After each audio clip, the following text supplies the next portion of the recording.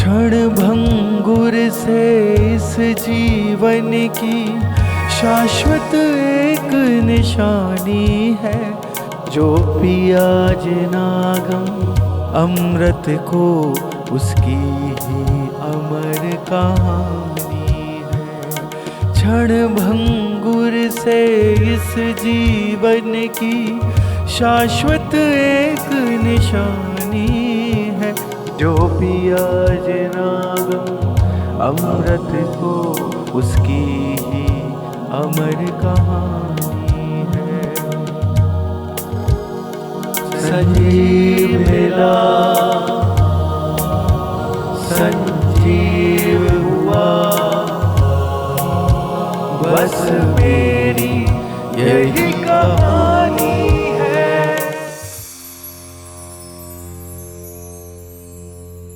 वो मोक्ष की मंजिल का मुकम्मल सफर जानता था। न छू के किसी को दिल में रहना इस कदर जानता था। जब देख बुलंदी को उसकी, चाहा उसी ने खुदा बनाना। पर वो तो बुलंदी पे होके फना होने का हुनर जानता था।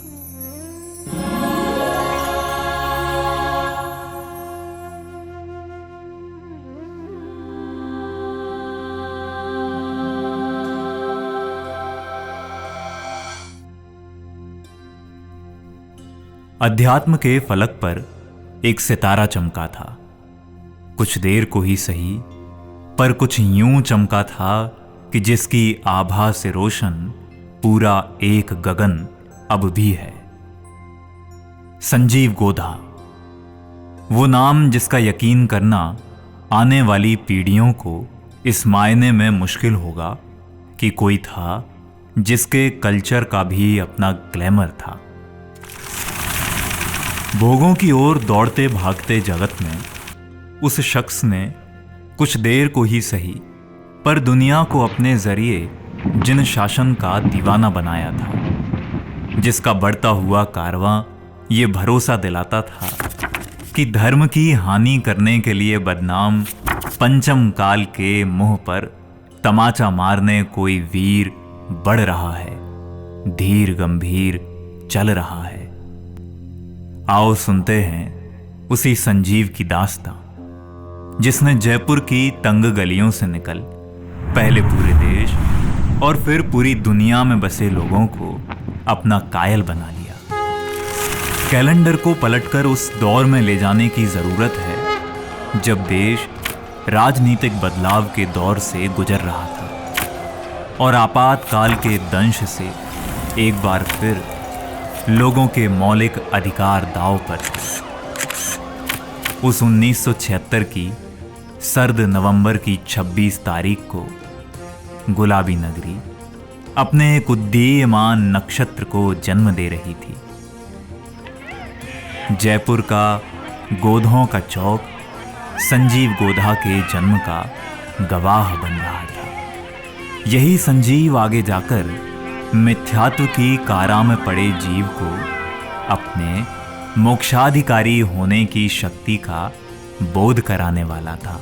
यूं तो जिस परिवार में ये जन्मे, वहां का माहौल ऐसा नहीं था कि जहां अध्यात्म की चर्चा ऊर्ध्व होती हो, लेकिन जैनत्व के संस्कार, सरलता और सादगी उस घर की पूंजी थी। उस समय ना तो आर्थिक संपन्नता ही खास थी, ना शैक्षिक सामाजिक प्रतिष्ठा का ही कोई विशेष आभा मंडल। लेकिन उसी परिवेश को अपने पूर्वोपार्जित किसी विशेष पुण्य के योग से ये बालक बदलने वाला था। मंजू और महेंद्र उस बालक के माता पिता बने, जिस पर एक रोज दुनिया को नाज होने वाला था। छोटे बच्चे रोते हैं तो वो 6 महीने तक बिल्कुल मस्त बस दूध पिया खेलता रहता था। ऐसे नहीं कि रो रहा है उसको कोई चुप करो ये करो, ऐसा कभी तकलीफ नहीं दी उसने। मतलब इतना, और यहाँ तक कि मेरी जिठानी कहती ये रोता ही नहीं है, इसको दिखा के लाऊं। तो उसको लेके गए हॉस्पिटल, दिखा के लाए कि इसके गले में कुछ हो तो नहीं रहा है भाई, रोता क्यों नहीं है। डॉक्टर बोला कुछ नहीं खराबी है, ये तो आराम से मस्त है। वक्त अपनी रफ्तार से गुजर रहा था और संजीव भी बढ़ रहे थे। कुछ तो नैसर्गिक ही ऐसा था जो इस बालक को दुनिया की चकाचौंध शुरुआत से ही न लुभाती थी। गर कुछ लुभाता भी था तो वो थी जिनेंद्र की मुद्रा, जिनवाणी की बातें, मुनिराज का जीवन। हम लोग प्रवचन सुनने जाते तो वो साथ में जाता, टीवी देखने का शौक नहीं, साथ में जाता प्रवचन सुनने। और उसकी दादी कहती, दादी थी जब, तो भाई तू यहीं बैठ हमारे पास ही, इनको जाने दे, कि नहीं नहीं मैं तो प्रवचन सुनने जाऊंगा। मुझे ऐसा लगता है कुछ धार्मिक संस्कार कोई ऊपर से लेके आया हो। वो व्यक्ति कहाँ से आया है हमको, क्योंकि उसने हमको सिखाया। 15-16 साल का हुआ, 16 साल का, उसने अपना ये चालू किया, श्रीपाल चरित्र चालू किया। तो मैंने कहा पापा आप भी पढ़ो। और तत्वार सूत्र वो उसने मेरे से पहले सीखा था। पता नहीं क्या करता था, उसका स्टडी का काम ऐसा चलता था अपने आप ही उसका। और उसने हमको प्रेरणा दी, पापा इसको देखो, समझो, गहराई से पढ़ो। और जब रुचि किसी खास दिशा में प्रवाहित हो तो भला कैसे उसे पल्लवित करने वाले निमित्त न मिले, वे तो मिलते ही हैं। संजीव को भी मिला टोडरमल स्मारक और संजीव को गढ़ने वाले गुरु डॉक्टर हुकमचंद भारिल का साथ। आगे जाकर ये उन्हीं डॉक्टर भारिल के पट्ट शिष्य और टोडरमल स्मारक के तो मानो ब्रांड एम्बेसडर बन गए। ऐसे ही टोडरमल सिद्धांत महाविद्यालय अपने आप में एक बहुत बढ़िया सुंदर सजीला बगीचा था। और संजीव जी के आने से उसमें उसकी खुशबू बढ़ी, उसकी ब्रांडनेस बढ़ी, उसकी ब्रांडिंग बढ़ी। बाद में तो हम ये कहने लग गए थे टोडरमल स्मारक के ब्रांड एम्बेसडर हमारे संजीव जी हैं। महज 12-13 साल की उम्र से शुरू हुआ ये सफ़र फिर चलता ही रहा। संजीव की सुबह शाम माँ जिनवाणी की छैया में बीतने लगी। सिर्फ 14 साल की उम्र से उसी गद्दी से इन्होंने जिनवाणी माँ की बात जन जन को सुनाना शुरू कर दिया, जहां से कभी टोडरमल जी शास्त्र सभा चलाया करते थे। धर्ममय माहौल में पल बढ़ रहे संजीव के दोस्त तो पद, पैसा, प्रतिष्ठा को हासिल करने की जग प्रसिद्ध दौड़ में दौड़ पड़े थे, पर संजीव ठहर गए थे क्योंकि उसे मां जिनवाणी का सुकून मिल गया था। एक उनका पुराना बहुत बहुत पुराना उनका मित्र है जो उनका बहुत रिस्पेक्ट करता है, वो हमारा कॉमन फ्रेंड है। और संजीव भैया के तो अब वो टच में नहीं था, अब्रॉड चला गया और मेरे से कई बार बात होती थी। और शायद उसने हजारों करोड़ रुपए कमाए शेयर मार्केट में। एक दिन ऐसे ही फ़ोन पर हमारी बात हो रही थी और बात करते करते मुझे उसका ख्याल आया, तो मैंने बोला कि भैया वो है ना, उसने प्रोग्रेस हो गई और उसने इतने रुपए कमा लिए, इतनी वेल्थ हो गई, और जो भी था वो मैंने बताया। उन्होंने बोला अच्छा, और उन्होंने अपनी दूसरी बात शुरू कर दी। उन्होंने वो बात को इतनी सहजता से लिया कि हाँ ठीक है, हो गया। मुझे तभी लगा कि उनको ये चीज़ में कोई इंटरेस्ट नहीं है कि इसके पास 1000 करोड़ है या 1 लाख रुपए है। हम कोई भी उनसे बिजनेस की बात करना चाहते हैं या कुछ नया करने की बात करते हैं कि जिया जी ये फैक्ट्री लगा रहे हैं या जिया जी ये काम करना चाह रहे हैं, तो वो कभी भी उस चीज़ के लिए, मतलब बिजनेस के लिए कभी भी हमको राय नहीं देते थे। उल्टा ये बोलते थे कि यार क्यों करते हो, ये क्यों करना है, इन सब चीज़ों से दूर रहो, धीरे धीरे इन कामों को समेटो और धर्म ध्यान में खुद का ध्यान लगाओ।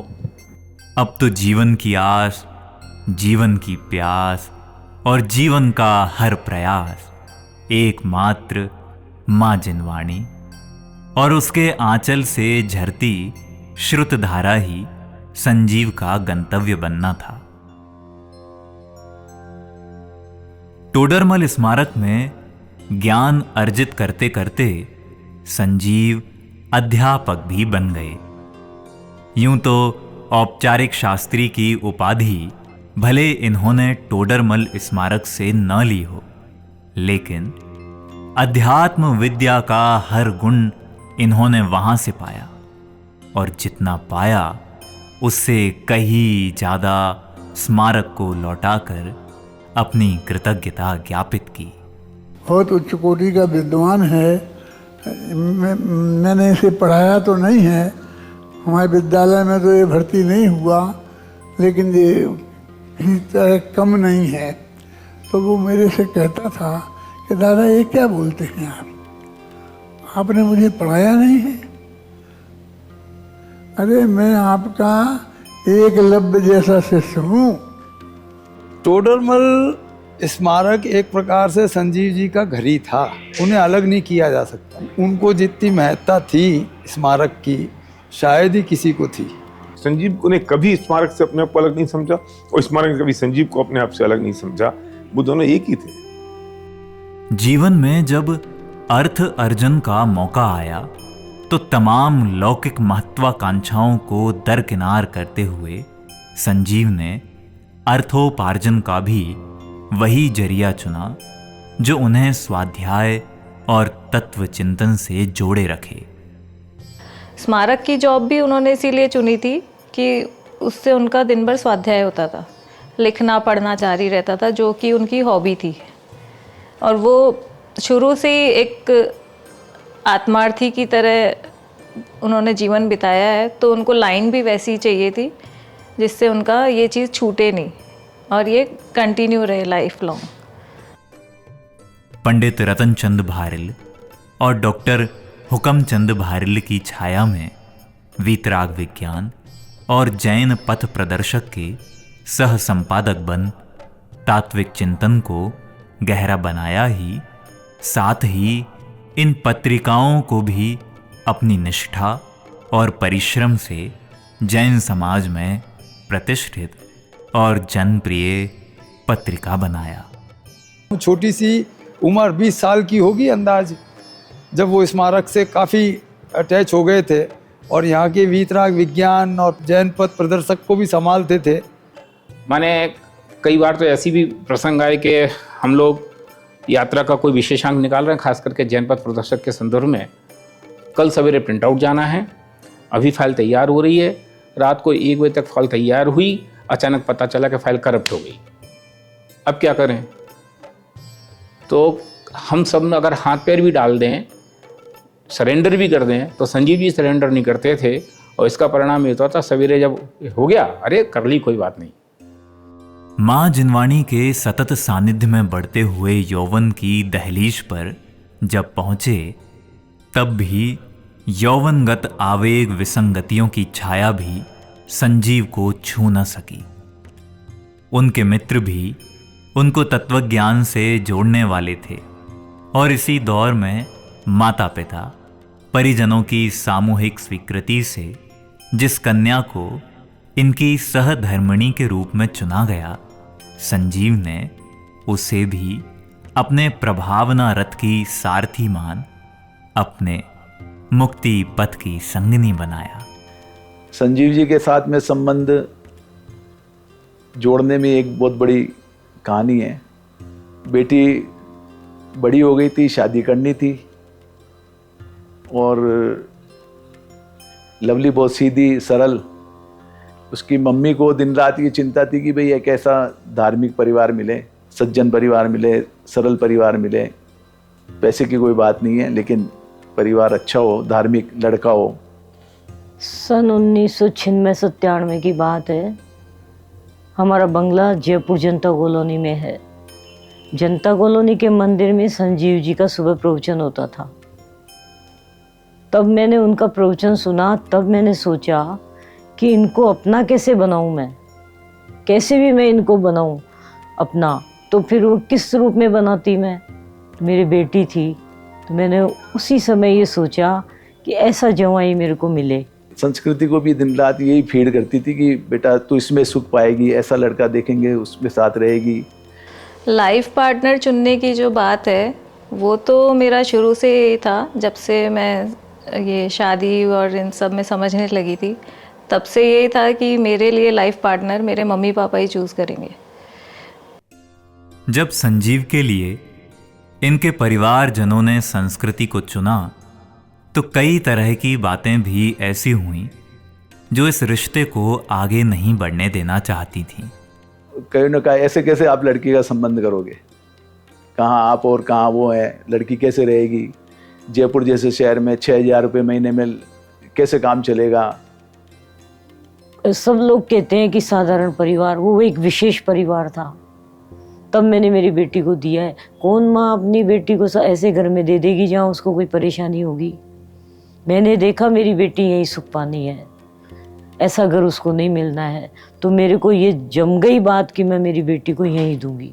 पर जब मम्मी ने उनके गुण देखे और सब चीज़ उनमें देखी ऐसा कुछ, तो मुझे भी ऐसा लगा कि ठीक है, अपने को यही चीज़ देखनी है। वही चीज़ देख करके हमने सबने हाँ करी।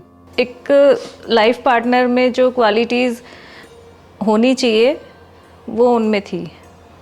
जैसे फर्स्ट मीटिंग में ऐसा लगा कि केयरिंग है और अंडरस्टैंडिंग है। जो बात है उनको नहीं पसंद है, साफ बोलने वाले हैं और सही बात बोलने में उन्हें कोई झिझक नहीं होती थी। तो ये चीज़ मुझे उनमें बहुत अच्छी लगी।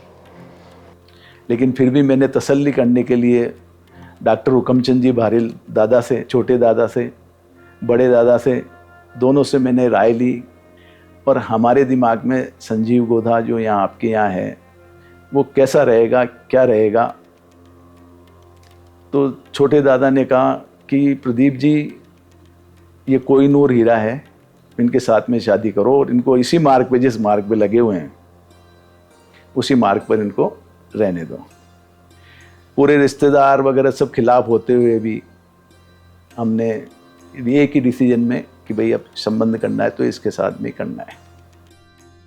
आत्मार्थी का अपने साथी के प्रति प्रेम भी आत्मार्थ को ही पुष्ट करने वाला होता है।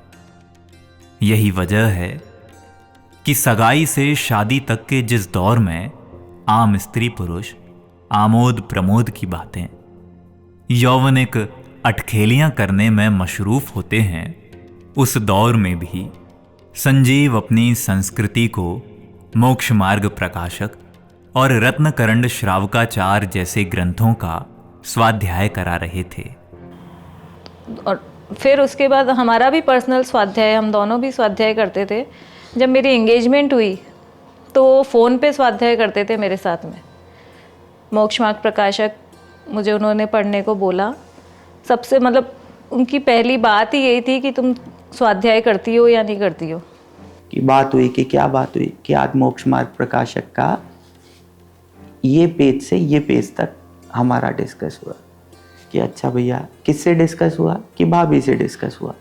अच्छा, मुझे लगता है कि आज के समय में हम कोई व्यक्ति को ढूंढें जिसकी सगाई हुई हो और वो अपनी फियांसी के साथ में मोक्ष मार्ग प्रकाशक लगे, मुझे नहीं लगता कि कोई मिलेगा। इस तरह संजीव को मिली संस्कृति। संस्कृति ने भी संजीव को पाकर अपने आप को धन्य महसूस किया और उन्हें इस मार्ग पर आगे बढ़ाने वाली सच्ची सहचारिणी बनी।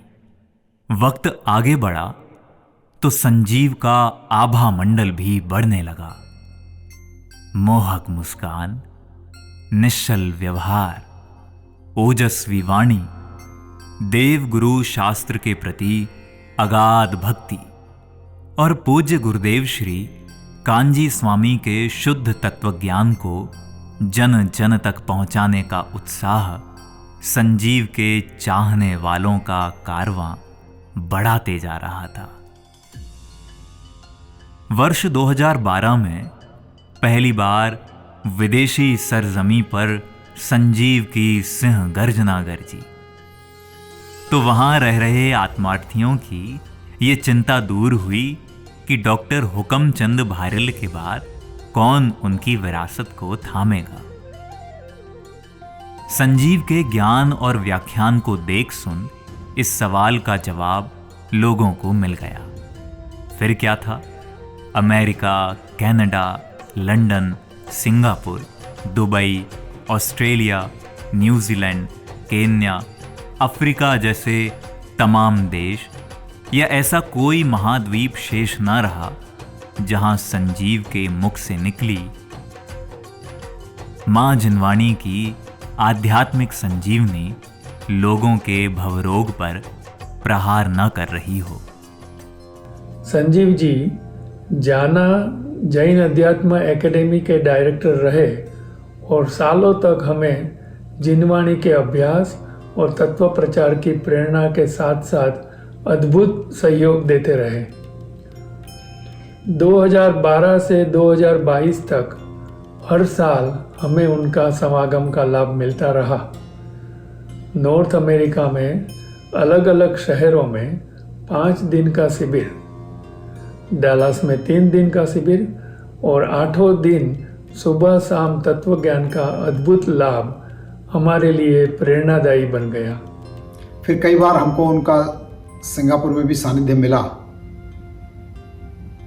लेकिन आज लगता है मानो वो एक धर्म प्रभावना का तूफान लेकर के हमारे जीवन में आए थे और उस तूफानी दौर के छोटे से समय में हम सबको धर्म के मार्ग पर लगाकर मानो उनका तूफानी धर्म प्रभावना का दौरा भी अकस्मात ही शांत हो गया। बढ़ती अंतर्राष्ट्रीय ख्याति के बावजूद संजीव में रत्ती भर भी अभिमान न प्रवेश कर पाया और वे अंतर्राष्ट्रीय ख्याति को नहीं बल्कि समय सार के आश्रय से प्राप्त आत्मख्याति को ही अपने जीवन का ध्येय मानते रहे। तुम्हें पता नहीं है ये समय सार क्या चीज है, ये मुझे पता लग गया है कि ये समय सार क्या है। बढ़ती व्यस्तताओं, धर्म प्रभावना के लिए लगातार होती यात्राओं, टोडरमल स्मारक में अध्यापन, पत्रिकाओं का संपादन, विविध धार्मिक सामाजिक परिस्थितियों के मार्गदर्शन के साथ साथ वे जब भी जयपुर में रहते तो नियमित बड़े मंदिर में प्रवचन करते। इस सबके साथ ही साथ पारिवारिक दायित्वों को भी एक आदर्श पिता, आदर्श पति और आदर्श पुत्र के रूप में निभाने में कभी पीछे नहीं रहे। वो साल में इतने इतने टाइम बाहर रहते थे, तत्व प्रचार के कार्य करते थे, प्रभावना करते थे, प्रवचन करते थे। सुबह 10 बजे भी अगर यहाँ से भी डायरेक्ट जाना होता था वहाँ पर पीटीएम में तो वो वहाँ पर भी जाते थे। लेकिन मतलब कोई भी चीज़ मिस नहीं की। मुझे बाजार लेकर जाना हो, मेरी कोई खेल कूद की चीज़ हो, मेरे साथ में मज़े करना हो, घूमना हो, घुमाना हो, ऐसी कोई भी चीज़ नहीं थी जो उनने मेरी मिस की। उनका सबसे विशेष प्रेम था, रिश्ते निभाने में वो बहुत माहिर थे। हर रिश्ता उन्होंने बहुत ही तरीके से निभाया और सब उनसे प्रसन्न रहते थे। जिस राह पर संजीव आगे बढ़े वही सपना उन्होंने अपने पुत्र आर्जव के लिए भी देखा और आर्जव को भी दुनिया की चकाचौंध से दूर जिन शासन के नाम ही समर्पित कर दिया। बोला मेरे जीवन में अभी मुझे लगता है बस ये बच्चा वहाँ स्मारक चला जाए। सिर्फ उनको ये लगता था कि कंफर्ट जोन में रहता है, क्या स्मारक जा पाएगा। लेकिन नहीं, वो दोनों का बड़ा स्ट्रॉन्ग डिसीजन था। और वो आर्जव जयपुर में रहते हुए भी विद्यालय में बच्चों के बीच में पढ़ रहा है। और आर्जव की भी बड़ी बात है कि उसने कहा कि मैं बच्चों के बीच में रहूंगा, मैं इनके साथ ही रहूंगा, मैं सारी सुख सुविधाओं को छोड़ दूंगा। लेकिन आर्जव ने डिसीजन किया, वो छोटा नहीं है, बहुत बड़ा डिसीजन है, मैं सैल्यूट करता हूँ। अब जब स्मारक चला गया और करने लगा तो उन्होंने बोला अब मैं निश्चिंत हो गया। देश दुनिया में सेलिब्रिटी नुमा दर्जा अर्जित कर संजीव ने ये बता दिया कि जिन शासन की सेवा किसी ग्लैमर की मोहताज नहीं है, बल्कि निस्पृहता से की गई जिन मार्ग की सेवा आपको इस भव में तो सब कुछ देगी ही, वरन पर भव में भी भव के अभाव का मार्ग प्रशस्त करेगी। विश्व भर में बढ़ती लोकप्रियता के बावजूद संजीव अपने परिजनों मित्रों के बीच बड़ी सहजता और विनम्रता के साथ एक आम व्यक्ति की तरह ही रहते थे, जिसमें अपनी प्रतिष्ठा का किंचित भी गुमान न था। उन्होंने कभी ये, उनके अंदर में ये था ही नहीं कि मैं इतना बड़ा विद्वान हूँ और मेरी ये होनी चाहिए, मैं इतना बड़ा सेलिब्रिटी हूँ और ये होना चाहिए घर में, ये नहीं है वो नहीं। बहुत सरल और सज्जन थे। उस जैसा जीव तो कोई बिल्ले ही जीव होते हैं। हमें कभी लगा ही नहीं कि हमारे घर के जवाई हैं, कि हम इनके साथ हमें कैसे जवाईपना, उन्होंने हमें कभी ऐसा दिखाया नहीं। और हमारे बच्चों के साथ भी जब वो मिलते थे तो बच्चों की तरह ही हो जाते थे, मतलब बच्चों को भी इतना प्यार देते थे। उन्हें बच्चों का बहुत शौक था, बड़ों के साथ बड़े, बच्चों के साथ बच्चे, सब तरीके से वो अपने आप को एडजस्ट कर लेते थे। हमेशा जिस माहौल में होते थे उस माहौल के अकॉर्डिंग हो जाते थे वो। अगर 5 आदमी भी मंदिर में होते थे तो 5 आदमी के लिए प्रवचन करना शुरू कर देते थे कि नहीं इतना बड़ा विद्वान है, 5 आदमी के लिए प्रवचन क्या करेगा, 500 आदमी तो चाहिए चाहिए। जियाजी को जब हम देखते थे तो मुझे पता नहीं था कि उनकी इतनी फ़ैन फॉलोइंग है या इतनी पॉपुलर है, पर जब मैं उनके साथ चैतन्य धाम गई तब वहाँ पर जो उनकी फ़ैन फॉलोइंग देख करके मुझे लगा, मैंने कहा जियाजी आप इतने लोग आपके पीछे ऐसे हैं, पर आपने कभी ऐसे शो ऑफ ही नहीं करा कि मैं कहाँ हूँ, किस लेवल का आदमी हूँ, आप इतने सिंपल कैसे रह सकते हैं। संजीव का ये व्यवहार आम श्रोताओं को ही नहीं लुभाता था, बल्कि उनके अग्रज और अनुज विद्वानों के लिए भी संजीव गौरवान्वित करते थे। जगत में मिली प्रसिद्धि के बावजूद जब भी किसी विषय में शंका होती हो या कुछ सीखना हो तो विनम्रता के साथ वे अपने अग्रज अथवा जरूरत पड़ने पर अनुजों से भी उस विषय में अपनी शंका का समाधान करते थे। विद्वानों के बारे में ऐसी बातें प्रसिद्ध रही है, सब जानते हैं कि पंडितः पंडितम दृष्ट्वा स्वानवत गुरगुरायते, ऐसी पद्धति रही है। एक विद्वान दूसरे विद्वान को प्रायः पसंद नहीं करता है, लेकिन संजीव जी का ये बहुत बड़ा गुण था कि दूसरे विद्वानों की प्रशंसा करना, उन जैसा बनने की प्रेरणा देना, किसी में भी 2 गुण ज़्यादा हो तो खुद भी अपनाने की कोशिश करना और दूसरे को भी अपनाने के लिए कहना, ये सीखने लायक है। अपने विद्यार्थियों और अनुजों को भी वे बिना किसी लौकिक अपेक्षा के इस मार्ग पर ही बने रहने और तत्व प्रचार, तत्व विचार करते रहने की ही प्रेरणा देते थे, जो उनके गहरे तत्वबोध और जिन मार्ग के प्रति समर्पण को अभिव्यक्त करता था। आपने क्रमबद्ध पर्याय पढ़ी है, आप सहज रहने की कला मिल गई है आपको, आपने नए चक्र पढ़ा है, आपको परिस्थितियों को देखने का दृष्टिकोण मिल गया है, आपको एंगल मिल गया है, घटनाओं को कैसे देखा जाता है, परिस्थितियों को कैसे देखा जाता है, हर परिस्थिति में सहज कैसे रहा जाता है, ये बात आपको मिल गई है। मैं दावे के साथ कह सकता हूं दुनिया की कोई ताकत इस तत्व ज्ञान के साथ में आपको दुखी करने में समर्थ नहीं हो सकती।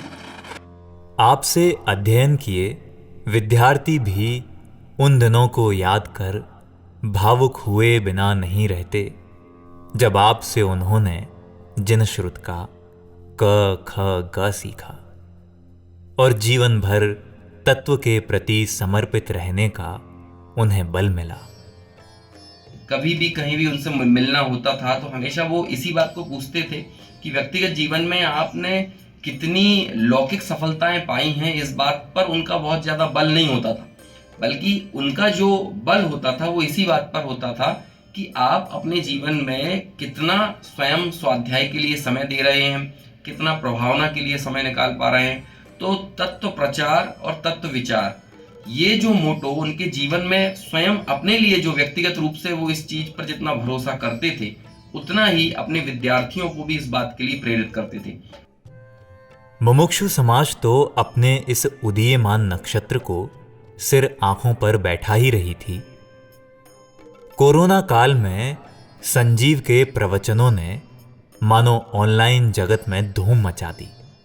दिगंबर श्वेतांबर, जैन अजैन, बूढ़ा जवान, विविध पंथ संप्रदायों के लाखों लोग संजीव के साथ तत्व को समझने के लिए आगे आने लगे। कोविड के टाइम पे उनके प्रवचन सुनने में आया और वो आज तक उन्होंने कंटिन्यू किया है और इतना मार्मिक सा से, लॉजिक से, साइंस से वो समझाते थे कि जीवों पे उसकी असर और खास करके युवा वर्ग पे उनकी बहुत अच्छी इफेक्ट होती थी। कोविड में जो काम उनने किया वो मार्वलस था, वो काम रिमार्केबल था, और उससे कई जैनी अजैनी इस मार्ग पे आ गए।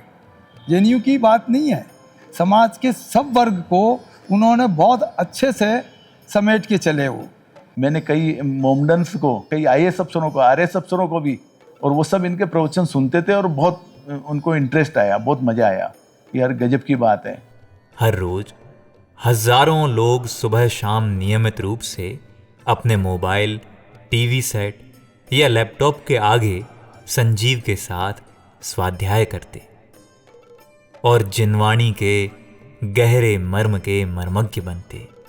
बाल बोध, वीतराग विज्ञान से लेकर मोक्ष मार्ग प्रकाशक, आत्मानुशासन, क्षत्र चूड़ामणि, संयम प्रकाश, रत्नकरंड श्रावकाचार, पुरुषार्थ सिद्धि उपाय, समय सार, द्रव्य संग्रह और न जाने कितने ऐसे जैन ग्रंथों का आद्योपांत स्वाध्याय संजीव के माध्यम से लाखों श्रोताओं ने किया।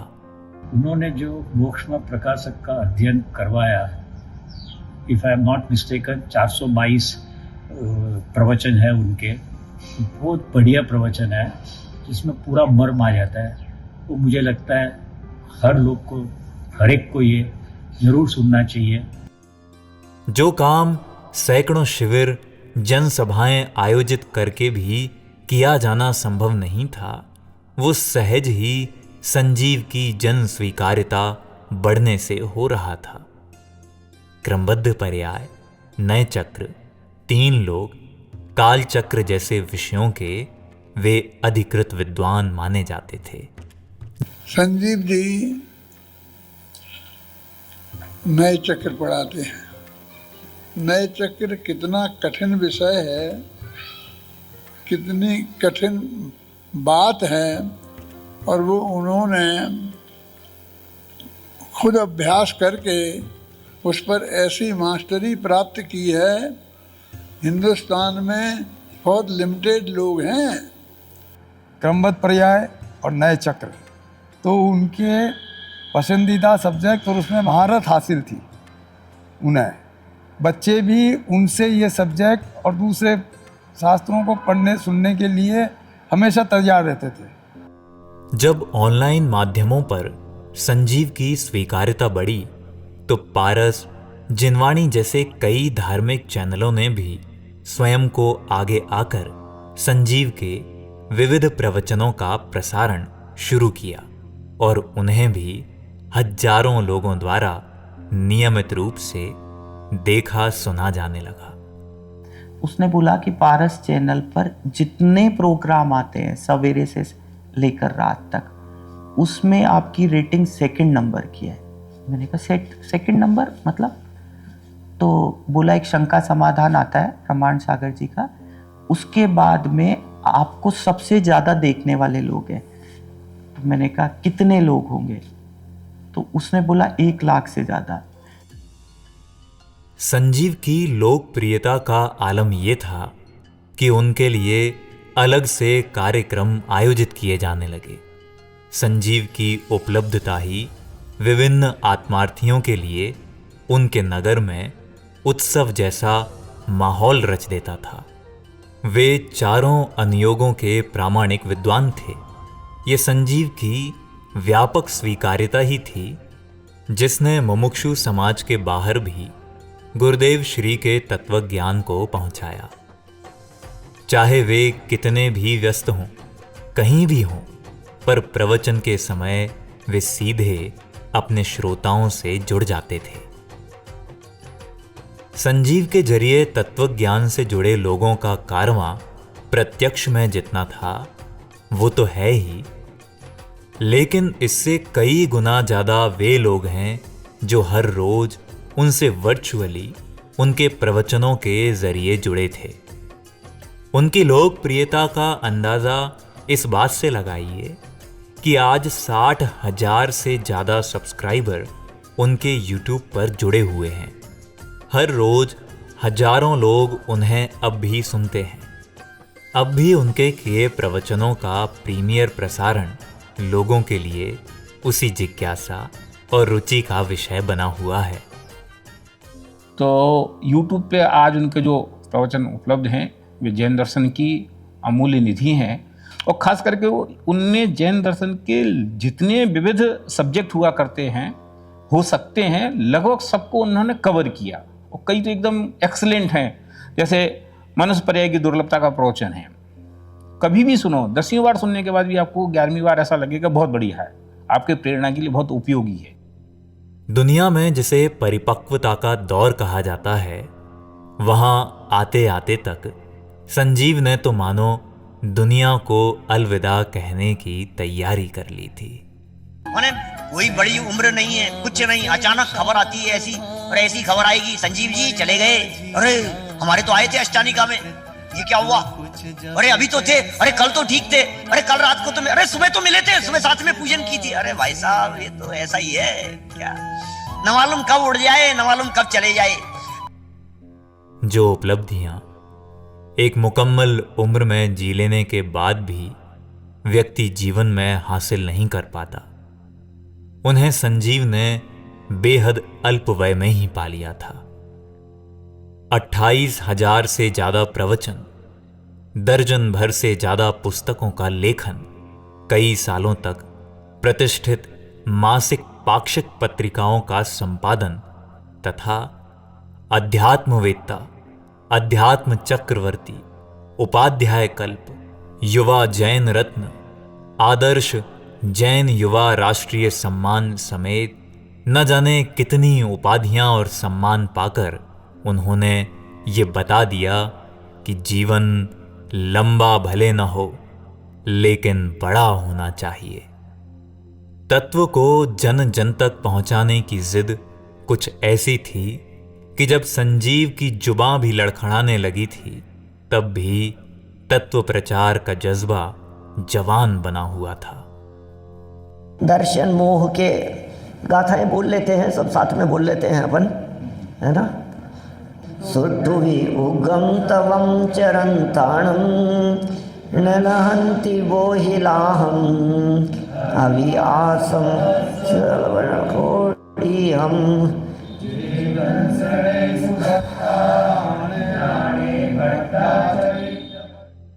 जिस व्यक्ति ने ढाई द्वीप रचना की संकल्पना को जीवंत रूप दिया। ढाई द्वीप जिनायतन एक बहुत क्लिष्ट और बहुत जटिल रचना थी तब जब इसकी कल्पना मुकेश जी ने की, तो कौन करेगा, कौन बनाएगा, तो एक आदमी पूरे विश्व में निकला कि संजीव गोदा है। वो एक ऐसी कल्पना थी जो उन्हीं के दिमाग में थी कि ये पर्टिकुलर कैसा होना चाहिए। कोई आसान चीज नहीं थी, कोई ऐसा नहीं था कि रेडीमेड है, तैयार है, इसको कर दो, इसको बना दो, इसको यहाँ कर दो। वो रचना को मूर्त रूप देना छोटा काम नहीं था। मैं उनकी MRI कराने गया, ये हॉस्पिटल था नानावटी हॉस्पिटल में, मैं उनकी MRI कराने गया तो हम लोग बाहर बैठे थे। ढाई द्वीप से फ़ोन आया उनके फ़ोन पे, किसी का मैं नाम तो मैं भूल गया क्या था उनका नाम, उनको कोई रचना पूछनी थी वहाँ पे। तो वो वहाँ अंदर MRI कराने से पहले उनको सारी रचनाएं समझा रहे थे कि कहाँ कौन से भगवान विराजमान होंगे, कहाँ क्या कैसी क्या रचना है, वो सब चीज़ उनको समझा रहे थे।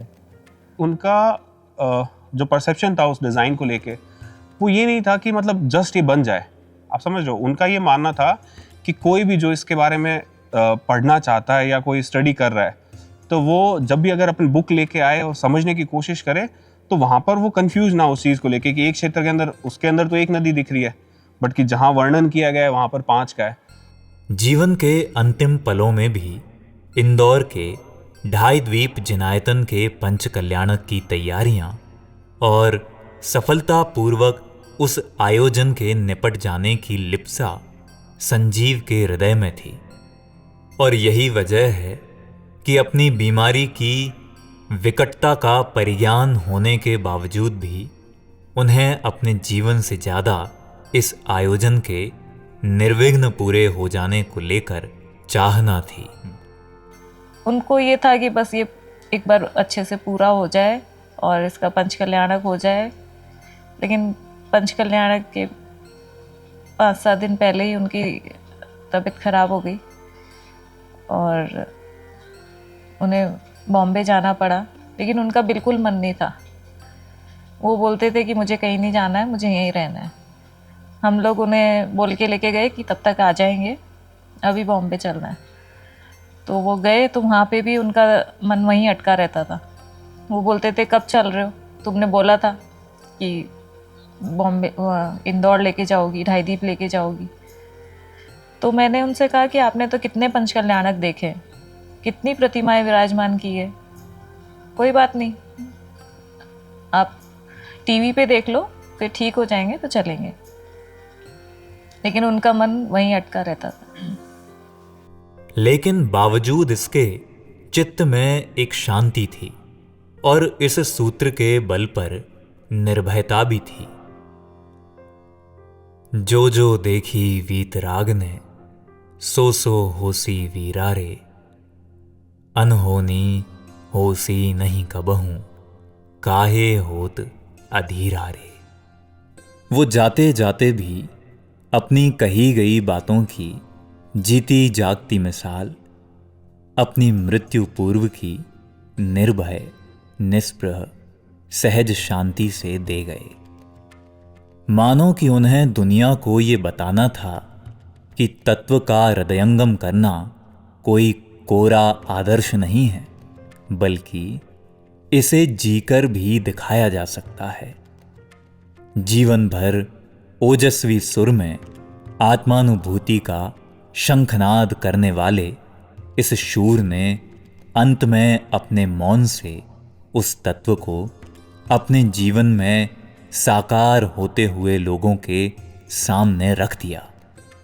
अपनी मृत्यु की खबर लगने के बाद भी मानो संजीव को कोई विकलता नहीं थी और वे इस घटने जा रही घटना के लिए पूरी तरह तैयार थे।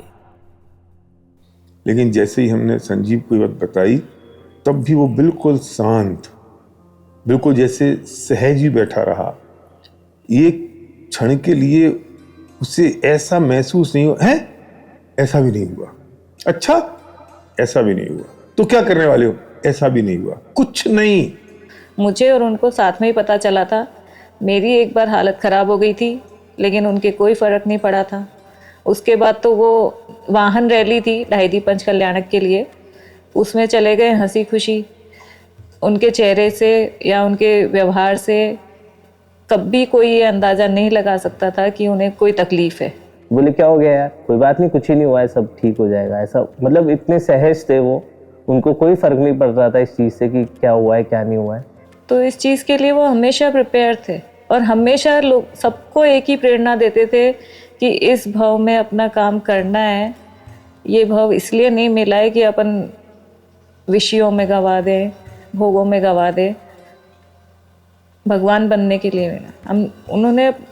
हमने अपने बेटे को भी बचपन से यही सिखाया है, कुछ नहीं करना है, बस भगवान बनने जन्मे हम, एक ही चीज़ याद रखनी है। मुंबई में रहते हुए अपने अंतिम दिनों में भी उन्हें कोई चिंता नहीं थी, न परिवार, न पुत्र, न कोई अन्य लौकिक चाहना। तब भी मात्र जिनवाणी की बातें और तत्व ज्ञान ही इनका संबल था। और उनके जीवन में एक ही था कि महावीर का मार्ग, कुनकुंदाचार्य देव और गुरुदेव श्री का मार्ग जन जन समाज तक पहुँचे, और उनकी वही भावना थी। और एक रियली वो एडमायरेबल है कि ऐसे टाइम में ऐसी भावना होनी, और कैसी भी उनकी तबीयत होती थी फिर भी वो कभी भी वो स्वाध्याय नहीं चुकते थे। हर समय जब भी मैंने उनको एक्टिवेट मोड में देखा तो वो सिर्फ उसी वक्त एक्टिवेट होते थे कि जब भी तत्व रिलेटेड कोई भी बात हो गई तो उनकी एनर्जी 100 गुना ज़्यादा बढ़ जाती थी। ऐसे वो कोई भले ही कोई व्यवहार की अपन ऐसे जनरली कोई भी बातचीत कर रहे हैं तो वो नहीं करेंगे, लेकिन जैसे ही तत्व की बात आती थी, जैसे ही जैन धर्म की बात आती थी, जैसे कोई चीज़ पढ़ाने की, स्वाध्याय की बात आती थी, भजन भक्ति पूजन इन चीज़ों की बात आती थी, एकदम से एक्टिव हो जाते थे। उनने जिस ढंग से अपने जीवन को जिया अद्भुत है। क्योंकि मैं अगर संजीव जी जगह में खुद को रख के देखूं तो हम तो ऐसी कल्पना भी नहीं कर सकते इतना पैसेंस कोई रख सकता है। मुझे आज ये पता चल जाएगा अब मुझे कुछ दिन बाद जाना है तो चित्त में हड़बड़ी तो आएगी। कोई उनको किसी प्रकार की चिंता नहीं थी, ना मेरी, ना मम्मी की, ना किसी भी और की। वो एकदम जो कार्य उन्होंने जीवन भर किया है वही कार्य उन्होंने अंतिम समय में भी किया है। माने जैसे वो स्प्रेड हुए वैसे ही वे समिट गए। जैसे ही उन्हें पता चला मेरे पास समय नहीं है, उन्हें सबसे संपर्क ऐसा खत्म कर लिया जैसे मानो हुआ ही नहीं हो। यह यात्रा शुचि, सहनशीलता और संभाव के साथ निरंतर देहांतर तक चलती रही। जैसे कि जैन धर्म के सिद्धांत एक अखंड चैतन्य स्वरूप आत्मा के सिद्धांत और वस्तु स्वातंत्र के सिद्धांत के साथ में वो निरंतर जुड़ी रही है। हमने यह यात्रा में कभी भी दुख एवं चिंता नामक कषायों का कभी भी इतना भी अनुभव नहीं किया। जीवन भर वो यही कहते थे कि पहाड़ी की चोटी पे दीपक जल रहा है उसमें आश्चर्य है, बुझने में कोई आश्चर्य नहीं है। संजीव ने जीवन भर यही कहा और आज भी होते तो यही कहते कि तुम मेरे शब्दों को सुन, मेरे ही राग में न बंध जाना और अपने पारमार्थिक लक्ष्य को मत भुला देना। मैं तुम्हें अपने परम पारिणामिक भाव निज चैतन्य तत्व का दीवाना बनाने आया था। कहीं तुम मेरी ही दीवानगी में ना पड़ जाना। किसी ने कुछ उनके बारे में कि ऐसा लिखा, गुरुवर छूटे ना तेरा साथ, ऐसा मतलब एक महिमा मंडन के हिसाब से उनके बारे में कुछ बोला। उनका फ़ोन आया, आधा पौन घंटे तक बहुत नाराज़ हुए। मैंने इतनी नाराज़गी उनकी कभी देखी नहीं। नाराज़गी का कारण वो कहते थे कि मैं समझाता हूँ कि मैं कौन हूँ, जो मैं हूँ उसकी महिमा होनी चाहिए। तुम किसकी महिमा कर रहे हो? किसकी महिमा कर रहे हो? इस वाणी की, इस शरीर की, इस पुण्य की, इस प्रतिष्ठा की, इस मान सम्मान की। और साथ ना छूटे। किसका साथ नहीं छूटे? साथ किसका रहना चाहिए?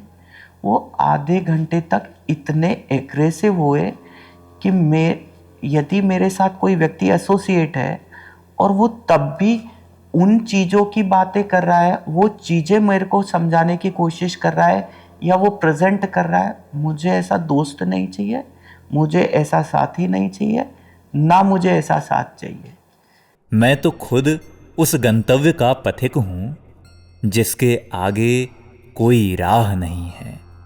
तुम भी उसी राह पर आगे बढ़ना।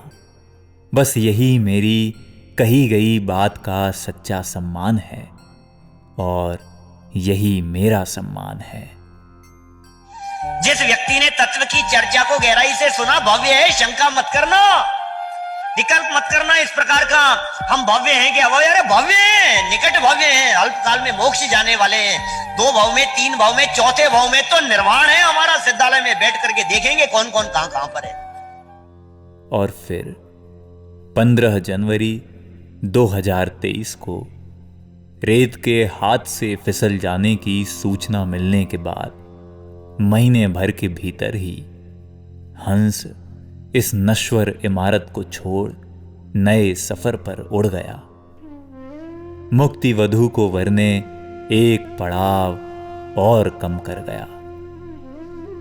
1 महीने तक पूरे देश दुनिया में आरोग्य और दीर्घायु की दुआओं के बीच आखिर आ गई 17 फरवरी, जो एक महामना को अपने आगोश में लेने के लिए बदनाम होकर भी यादगार बन गई। वो चला गया, लेकिन उसका संकल्प अब भी गूंज रहा है, उसका प्रण अब भी सुनाई दे रहा है, उसकी प्रेरणा अब भी लाखों लोगों को मुक्ति पथ का अनुगमन करने की सीख दे रही है। पद को अवश्य प्राप्त करके रहेंगे।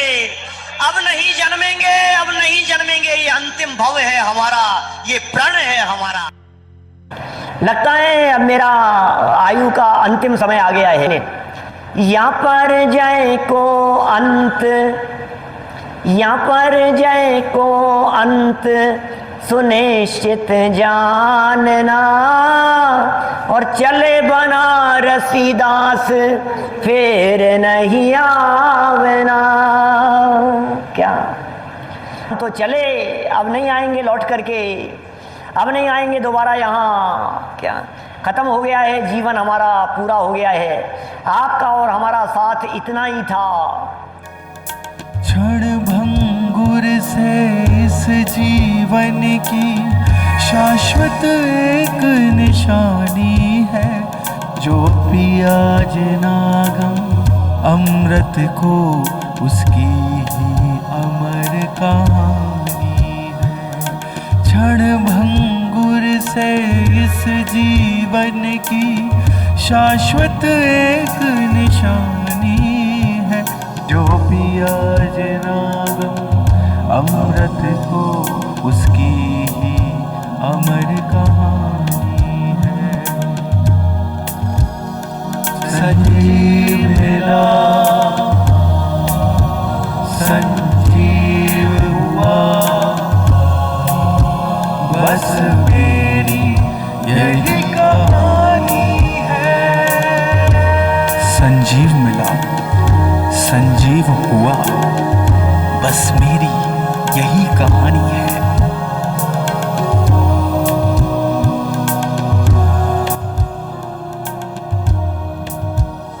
बचपन में सुना जिनागम को, यौवन में अमृत पान किया, तत्वों की झरती रसधारा जिसका अनुभव हर बार किया। मिल गए रसिक जन इसके ही, आनंद हृदय में छाया था, जिन धर्म मिला केवल हारा, सब कुछ इससे ही पाया था। क्षण भंगुर से इस जीवन की शाश्वत एक निशानी है, जो पिया जनागम अमृत को उसकी ही अमर कहानी है। संजीव मिला, संजीव हुआ, बस मेरी यही कहानी है।